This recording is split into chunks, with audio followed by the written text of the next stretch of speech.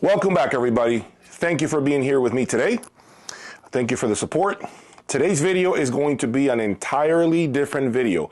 The video that primarily deals with power. That's right. Something that I have never really been front and center to talk about.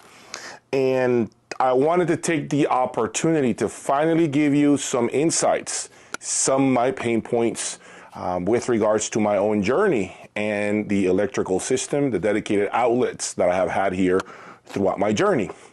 So, are you guys ready to hear what the hell has been going on here at Jay's Audiolab with regards to my power?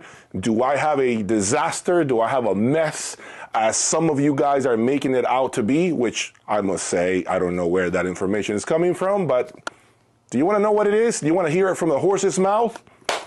Let's get started.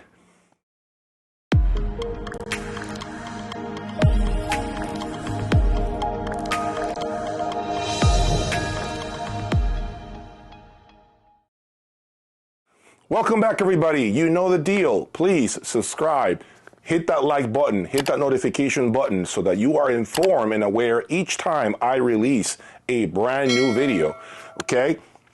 And in case you haven't had the opportunity to check out my website, jayaudiolab.com, I have a lot more content that deals with power, that deals with comparisons ranging from the Takeo Extreme Music Server and the Render N30 to Wilson Audio speakers and Magical loudspeakers. As you guys know, I have owned a combined total of 11 pairs of Wilson Audio speakers and Magical speakers.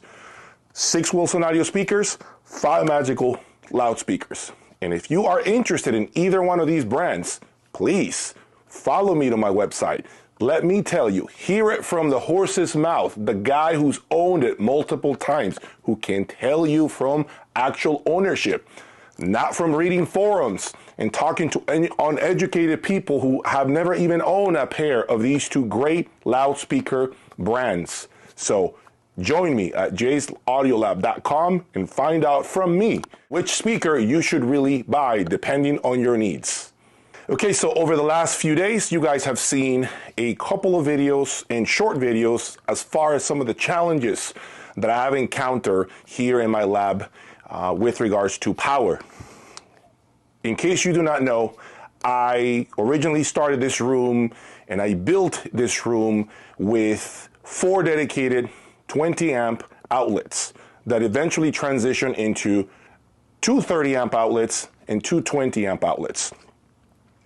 And then eventually I acquire the Boulder monos that you see, the 3050s that are here, as well as the 3060, okay? And these amplifiers are made in 220 volts. So they do not work with 120 or 110, however you want to call it, okay? So I was forced to basically have an electrician come out and run a brand new 220 volt outlet in my room. I have been running my 3060 like that for the last few months, and then the 3050s came into the room, and I was in a position to, now I was actually forced to do what Boulder recommended, which is to do dual 30 amp outlets in order to maximize the performance of the 3050s. So I went ahead and I hired an electrician who came out and installed me 30 amp, you see it right there, 30 amp outlets, okay, 240 volts. And we had to kind of retrofit the power cords of the Boulder monos. We turned them into 30 amp male plugs in order to fit this outlet. So all that went well. There was absolutely no problem with that. Everything was smooth. I went ahead and I plugged in my 3050s into each independent outlet. Sat down, started to listen. Music came out fine, but I noticed immediately that the ultra resolution that the 3050s are known for, at least that I lived with for the last 2 months, was missing.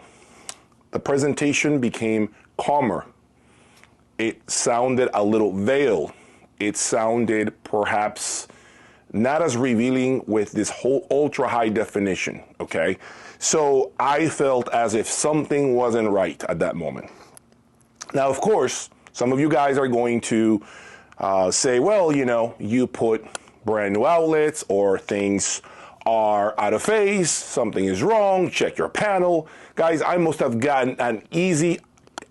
received at least 40 to 50 emails from you guys, including very respectable electricians in the industry, as far as what my problem could be.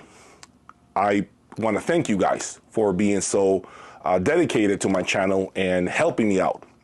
So I went ahead and kept listening to the system for 2-3 days. The feeling was the same. Think of it as the leading edges of a guitar, of an instrument, if you will. Now, instead of sounding a little bit, I wouldn't call it bright, but sharper, now they sounded a little softer, completely rounded, if that makes sense. That's kind of more or less what was happening throughout the entire frequency range, throughout basically my system, okay?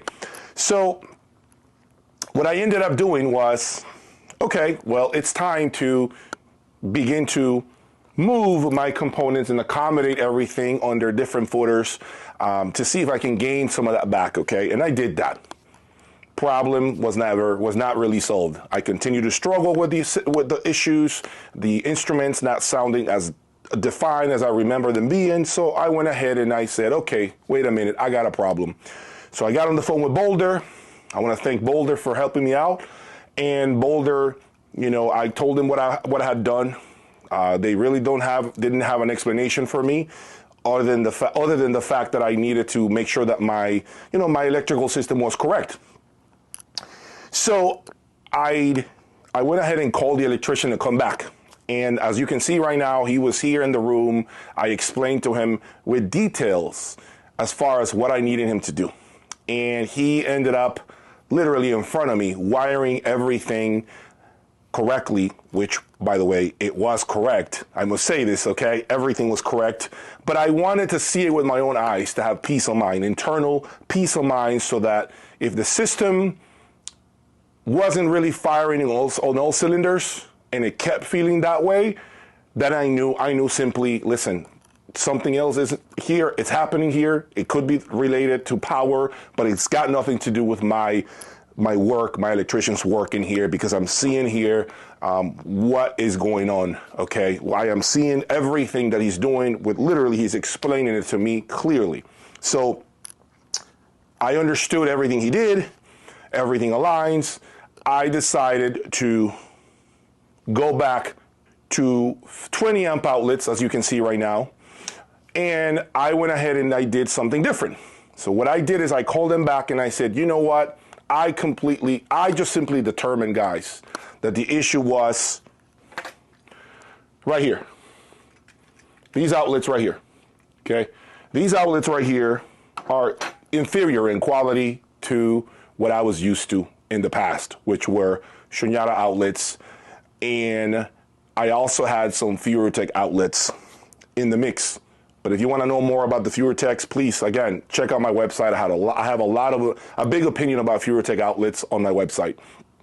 Anyway, so I went ahead and I proceeded to tell the electrician, you know what? Let's get rid of the 30 amp outlets altogether.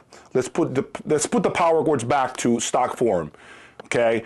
Put them back to where they were, and let's focus on just simply putting back the 20 amp outlets that I was originally using in dedicated lines, and I am going to plug both amplifiers into each outlet. Now I know they are different brands. One is FuroTech, the other one is Shunyata, so they're not going to sound the same. But my intent was to simply plug both amplifiers into each outlet and listen to one outlet at a time, and then maybe in a few days, change them to the other outlet and listen to the other outlet and see what the outlet does, because they are different brands and they sound very different, I must say. They sound very, very different, both outlets. Now, Boulder recommends 30 amp outlets, dedicated outlets for the 3050. They are pulling 3.8, 3.9, 4.1 total amps at once plugged into the same outlet. And the volume level of the amplifier was at moderate listening levels. So I am blasting them as he is taking a reading from the circuit breaker, and I can see it with my own eyes, what the amps are pulling. So the amps are nowhere near tapping into the capabilities or the maximum capacity of the outlet, I should say. They are nowhere near to taxing the outlet, the 20 amp outlet that I had originally installed. And so he did the math, and basically he showed me what the maximum continuous power, the amps are rated now. Now the amplifiers are rated at 1500 watts continuous power, or RMS. So this is simple math, folks, and he did the math with me. Okay, check this out. Look at this number. You guys can see that number, right? Okay, so what number do we get? 1500 divided by 240 volts, and you get the amperage. Okay, so if you divide 1500 into 240 volts, you get 6.25 amperes. That is the maximum that those amplifiers pull. Multiply that number times 2, and you are pulling a maximum of 12.5 amperes on that outlet that is rated for 20 amps. Think about that. So you are just a little bit above 50%. You're approximately at 60% of the capacity that that outlet is good for. Okay, so that just tells me that the amplifiers can easily live in a single outlet. Now, maybe Boulder recommends 30 amp outlets because the amplifiers, when you first turn them on, they may suck up a lot of juice, which, by the way, they don't because they have soft start circuitry. So they turn on in stages. They don't suck up a lot of juice, okay? Like the way your AC system dims your lights, the amps don't do that. Okay, so I'm thinking that Boulder recommends 30 amp outlets because of the fact that if you have a massive room with large speakers, demanding speakers at that, like Apogees, okay, then you may need all that excess overhead, that excess power from the outlets to sustain those power demands.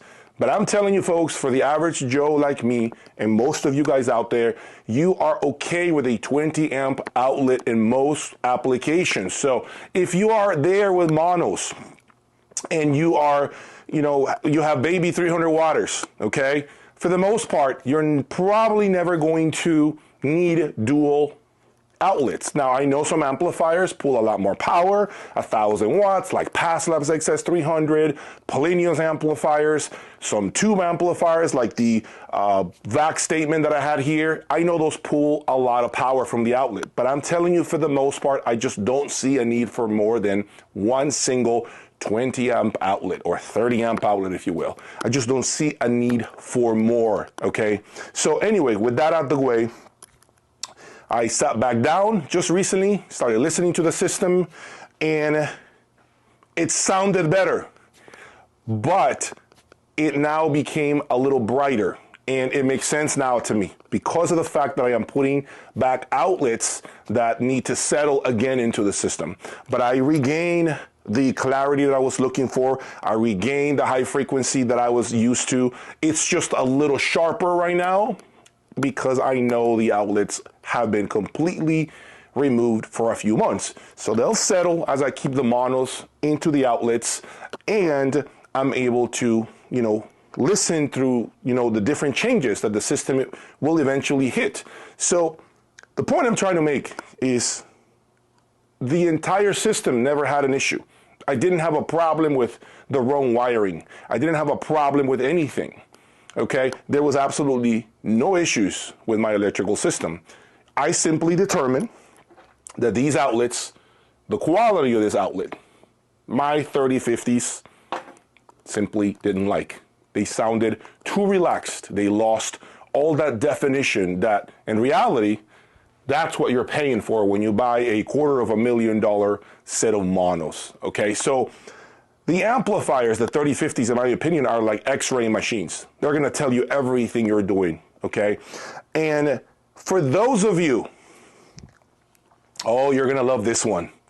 For those of you out there who think outlets don't make a difference, Let me tell you something, and I'm watching you right now, front and center, each and every one of you guys. If you are a believer that outlets don't make a difference, if you believe that, I'm about to shock you real soon, because I installed both outlets into my room. I got a Furatech right here, and I got a Shunyata right here. And you're gonna hear through my 3050s how different two outlets sound. You are going to hear it through my YouTube channel. You're going to be able to put your phone on speaker and play my videos, and you're going to hear the difference. Oh, I'm going to have a field day with you guys, a field day with all of you who do not believe in outlets. I promise you, you're going to be stunned. If you do not believe in outlets and you want to continue to have that belief, maybe you should not follow me, because I'm going to crush your thinking. I'm going to crush it real hard, and you're not going to be able to accept it. Now, in closing, folks, power is one of the most crucial things, one of the most important things to do with your system. It all starts at the circuit breaker. It all starts right there. Some may say it starts outside with your light pole, your local electrical company's work. It may start there. I don't know. But what I'm telling you, folks, the best thing you can do is start with your outlets. Once you have done your dedicated lines, I urge you, start with quality outlets. Trust me on this. Some of you guys may be talking about, oh, there's so much brightness. Oh, trust me, it starts, at least the easiest way to start is with your outlets. Change out your outlets. Find something of quality. Get rid of the junk that we typically have. We normally have standard cheap outlets installed in our households. That to me has no place in audio. And if you consider yourself an audiophile, you should have nothing connected into a standard outlet, a cheap plastic outlet. If you're doing that, I am telling you right now, it's a big mistake. You need to when you finish watching this video, you need to get out there and you need to start finding some outlets and be cheap, $100, $150, $200. It's not a lot of money, relatively speaking, and begin to put the right audiophile grade outlets in your system, because I'm telling you, folks, it makes a world of difference. And I know some of you guys are going to say, oh, well, I have a power conditioner. That's fine. Well, get a nice outlet for that power conditioner then. I'm telling you right now, folks, you will need audiophile grade outlets, at least for your amplifiers, which I have always recommended that they be plugged into your wall, never into a power conditioner. I've said it a million times and I'll repeat it again. Your amps go into the wall, straight into the wall. Please trust me on this. I've done the homework. Into the wall, so get them the right outlets. Get them a quality grade outlet. And you can shoot me an email thanking me because of this recommendation that I'm making right now. So in closing, I want you guys to get ready, because you are about to hear my system on two different outlets, two different presentations. And you will hear through your phone, yes, through your phone, the difference. Oh, and it's there. So I hope you guys have enjoyed this type of content. For more exclusive behind the scenes with actual footage with my electrician and what I have been through in the room, please check out my website, jayaudiolab.com, and become a member. Thank you for the support. Peace.